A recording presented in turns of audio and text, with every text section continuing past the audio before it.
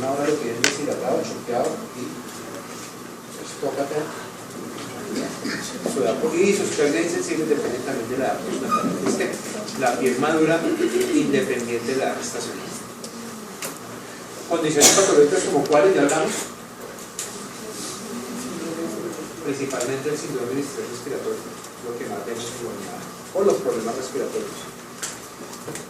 Condiciones del medio ambiente, ¿por qué? Depende del ambiente en que yo lo tenga que pagar con la humedad, por ejemplo. Cuando hay menos humedad, el niño tiene más facilidad de deshidratarse. Entonces, ¿dónde lo deben poner a ustedes siempre más? ¿Dónde lo deben tener? En la incubadora. Una bolsa, si no tienen un mural, tienen una incubadora humidificada, una bolsa, ¿cierto? ¿Qué más aumenta las pérdidas sensibles, por ejemplo? La fototerapia, el calor, el oxígeno, si no es humidificado, si no es caliente. ¿Han visto las lámparas de calor radiante? Donde se adaptan los bebés. ¿Eso le aumenta o lo disminuye? Entonces ustedes ven, uno los adapta y los procedimientos se hacen en las lámparas calientes para acceso, pero lo más rápido deben pasar a una cerrada. Y el tipo de nutrición, si lo tenemos con líquidos, sin vía oral, con nutrición parenteral, o si lo estamos dando enteral, con sonda o dando la bueno. Recuerden que todo está interrelacionado. Bueno, la función renal también tendrá que ver cómo tiene que ver la función renal en la adaptación de los líquidos del riñón. El riñón también se adapta. ¿Cómo se adapta? Y aquí alguien decía el riñón. ¿No es eso? ¿El riñón? Tengo que hablar del riñón. Entonces, ¿cómo se adapta esa función renal? ¿Qué pasa? Las cosas que pasamos en la primera semana, hay un aumento de la activación del eje renal de tensina. Entonces, que ese es el balance positivo que se ve después. Vamos a ir a la gráfica, porque aumenta toda la aldosterona, aumenta la reabsorción de sodio, y pues aumenta el volumen transmuscular. Lo otro es que tienen como una incapacidad para una filtración disminuida. Inicialmente. Pues.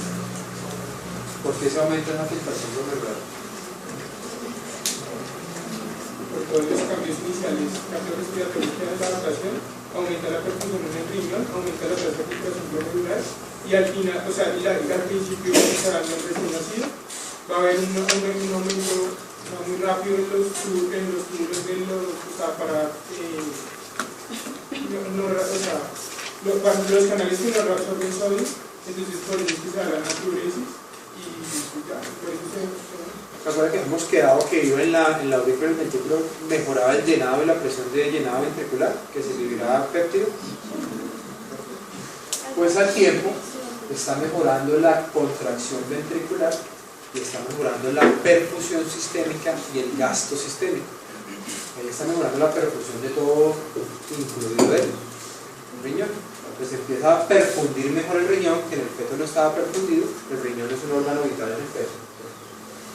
Y empieza a perfundir y eso hace que se aumente y se eleve rápidamente su tasa de filtración glomerular. Bueno, al tiempo empieza a ver la maduración de la función tubular debida por el sistema renina-angiotensina y por los péptidos que estimulan toda la formación y la expresión de todas las membranas y las bombas de la membrana vasolateral, ¿okay?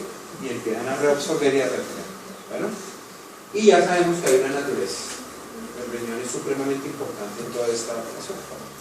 Hay tres fases y se identifican tres fases en la diuresis del recién nacido. Una primera 24 horas que son una tendencia a libre. ¿Claro? ¿Por qué? Pues porque hasta ahora se está empezando a adaptar, está empezando con todo esto, la perfusión, está aumentando la tasa. Cuando se libera el péptido, cuando mejora la tasa de filtración glomerular, ¿qué ocurre? Entonces viene la segunda fase después de las 24 horas, que hay una poliuria. Una poliuria dada por la natriuresis y se corresponde con la pérdida de peso y la contracción del líquido celular. Y después de las 72 horas, allá llevamos 4 días más o menos, se estabiliza, ya no hay poliuria, sino que se estabiliza su gasto urinario y se corresponde con un balance positivo de sodio. Para que haya ganancia de peso, ¿qué necesitamos? Un balance positivo de sodio. Para que haya un balance negativo de sodio, hay pérdida. Se estabiliza. ¿Y hacia cuándo se logra el peso del recién nacido? Séptimo o décimo día, cuando ya empieza a haber balance. ¿Y cómo se logra? La gráfica creo que les... ¿Sí me entendieron? Son las fases de la vida. Es lo que ustedes deben mirar cuando los evolucionen. Claro, el balance. Yo sé que lo que ha pasado por neonatos hacen balances, gastos urinarios, aportes hídricos. Todo eso que hacen en un rengloncito de la evolución se corresponde a toda esta adaptación fisiológica y a todo lo que está ocurriendo con el cuerpo. ¿Qué otro punto? Ya vimos el respiratorio, como desde un punto de vista respiratorio, esa hipertensión pulmonar en una adecuada adaptación altera toda su adaptación cardiorrespiratoria y por ende altera la adaptación también en los músculos. Bueno, ya vamos a hablar de las pérdidas de agua sensible y la adaptación cardiorrespiratoria. Ya vimos el péptido y el gasto sistémico, cómo mejora la perfusión renal, y eso es que se mejora todo eso. Cómo el péptido madura la función y el sistema renal que recibe los esteroides también. Todo está relacionado. Y vamos a hablar un poquito de la pérdida de agua sensible porque es supremamente importante y sobre todo en el prepérdido. Esta es otra gráfica que tienen que aprender. ¿Quién me la explica? ¿Quién? Ya no. Luis. Vean, entiendan, estudienla. ¿Qué? Estamos hablando de esto. Estamos hablando de esto. ¿Estás escribiendo? ¿Esto qué es? No, pero la olvida.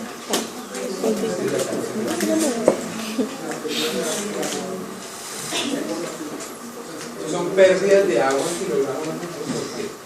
Esto es, y esto es. Hemos dicho que dependía de la edad gestacional y la edad postnatal. Entonces, estos son los prematuros. Y esto es el prematuro en el primer día. O sea, que esta punta es prematuro en el primer día. ¿Qué tanta agua está perdiendo? Pues el prematuro. Entre más prematuro, más pierde. Y esa pérdida insensible disminuye con el avance en la edad gestacional y el avance en la edad postnatal. ¿Sí me entienden? Podemos tener un prematuro de 26 días. El primer día que nace está perdiendo 60 gramos por metro cuadrado de agua. ¿Cierto? Pero ese mismo prematuro de 26 días a los 28 días, ¿ves? Para que ustedes entiendan esa importancia de la piel está inmadura. La madurez de la piel está en relación con la edad gestacional. Es inversamente proporcional a la edad gestacional. Entre más inmaduro, no, es directamente proporcional. Entre más inmaduro, más inmadurez, más pérdidas. Pero madura independiente de la edad gestacional. O sea, nazca a término, nazca de 30 semanas o nazca de 28 semanas, a los 15 días del estrato corto está. Y eso se ve esa paciente todo disminuye ya después. ¿Vale? O sea que los primeros días, los primeros 15 días de vida ustedes tienen que ser muy acuciosos con las pérdidas insensibles. Si no se las calculan, si no las disminuyen, ¿cómo pueden disminuir esas pérdidas insensibles? Humidificando el aire. Humidificándola, cerrando una incubadora, oxígeno caliente humidificado, ¿cierto? Y calculándolas. ¿Cómo? Bueno, no son para la adaptación, pero no hay en Colombia, ¿cierto? Las bolsas, ya habíamos hablado de embolsar a un bebé, ¿cierto? Prematuro, pero eso disminuye las pérdidas insensibles. ¿Pero por qué será importante disminuir las pérdidas insensibles? Si no las tenemos en cuenta, ustedes se dan cuenta que van a fregar, los van a fregar, y los exámenes también, ¿cierto? Con las pérdidas insensibles. Ese niño pierde ¿qué? Agua libre, se deshidrata, falla renal, con esos prematuros de falla renal ya creados por deshidratación, y al perder agua libre produce un estado, una hipernatremia, una deshidratación hipernatremica que produce un estado hiperosmolar, el estado hiperosmolar lleva una disfunción neurológica, ya es prematuro que de por sí está en riesgo, ¿cierto? Disfunción neurológica, y esa disfunción neurológica por ese estado hiperosmolar lleva a una disfunción intraventricular y una hemorragia intraventricular. El estado hiperosmolar lleva también a hemorragias intraventriculares, ¿no? Daño renal, daño neurológico. Por eso es sumamente importante calcularlas y entender las pérdidas insensibles. Ya vamos a mostrar unas tablas, cómo se calculan y todo eso.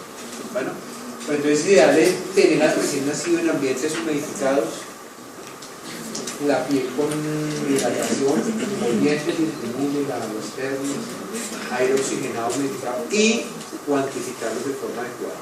Si tiene fototerapia, ¿qué debo hacer yo? La hidratación. ¿Un prematuro en fototerapia tiene riesgo de que aumenten más sus pérdidas insensibles? Sí. ¿Tiene riesgo de deshidratarse? Sí. ¿Tiene riesgo de ser una hipernatremia? ¿Tiene riesgo de ser hemorragia? Entonces, ¿qué debo hacer? Aumentar la hidratación, aumentar la parte. Calcularlas en su evolución y uno de los objetivos es adelantarme, las debo poner por adelantado porque sé que las van a perder. Bueno, ese detalle es de importancia. Yo leí que cuando se están haciendo fototerapias es bueno que el recién nacido esté alimentado durante la fototerapia para evitar pérdidas. Sí, el recién nacido a término que hace ictericia, no hay necesario ponerle líquidos endovenosos. La fototerapia aumenta sus pérdidas y lo deshidrata. Es simplemente necesario aumentar las tomas de seno de forma frecuente o calcular unos líquidos adecuados, ¿cierto? Pero el prematuro en fototerapia sí, o el enfermo en fototerapia debemos ser supremamente estrictos y se las debemos cuantificar en los balances que hagamos y se las debemos formular para los líquidos de las 24 horas. ¿Sí me entienden? ¿Okay? Entonces, es el taller que van a hacer. Si ustedes tienen un bebé de 1000 gramos, ¿qué aporte hídrico le van a dejar en su primer día de vida? Acuérdense que los líquidos dependen del día constantemente. 80. ¿Sí? Pero en un prematuro que de basal, 80 cc por kilo diario sirven para diuresis y para metabolismo. Basal, no más. Ah, no. Pero resulta que lo tengo en una lámpara de calor radiante. ¿Le dejo solo los 80? Entonces, ¿cuánto lo aumento? 20 mililitros por kilo. ¿Cierto? Creo que sí. Y si lo tengo en una lámpara de calor, en una lámpara de fototerapia, le debo aumentar, pues para ese día van los 80 basales, más 20 de fototerapia, más 40, o sea, van casi que 150 cc kilo día para ese día. Eso es lo que yo estoy formulando. Bueno, esa es la importancia. Ya sabemos que estos factores que afectan las pérdidas, la humedad, si esa incubadora está humidificada, ¿qué pasa con las pérdidas? Disminuyen. O sea, que la debo tener humidificada si es prematuro, o si es prematuro, ¿cierto?